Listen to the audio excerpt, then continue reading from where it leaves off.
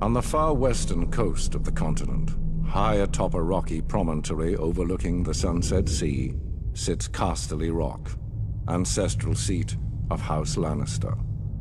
Below it lies Lannisport, one of the great cities of Westeros, a center for trade, culture, and the great Lannister fleet. There are a number of gold and silver mines in the Westerlands, making it the richest region in all of Westeros. One of the most productive mines lies beneath Casterly Rock itself, making House Lannister the wealthiest of all the noble houses. This allows House Lannister to finance many endeavors of other noble houses. Even the king himself has sought credit from Casterly Rock from time to time. We Lannisters claim our descent from the Andal invaders, and through the female bloodline, Lann the Clever. According to the legend, Lann, using only his wits, won Casterly Rock from the noble House of Casterly during the Age of Heroes. The Lannisters reigned as kings of the Rock for thousands of years, and worked to make it the envy of the rest of the Seven Kingdoms. Our time as kings ended, however, when Aegon Targaryen, otherwise known as Aegon the Conqueror, arrived in Westeros with his army. The last king of the Rock, King Loren Lannister, joined forces with King Mern Gardener, the king of the Reach. Together, with 60,000 men, they met the Targaryen host in open battle.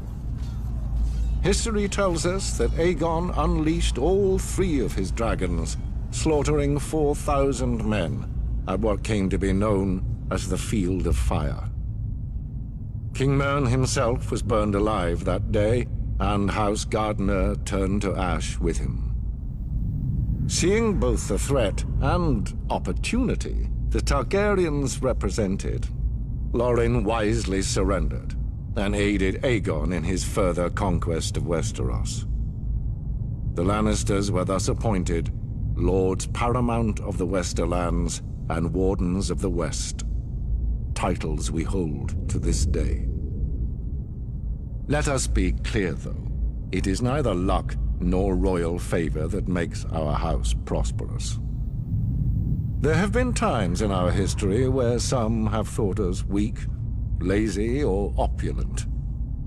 My father, Titus Lannister, nearly bankrupted our house with his poor investments, and allowed himself to be mocked openly at court.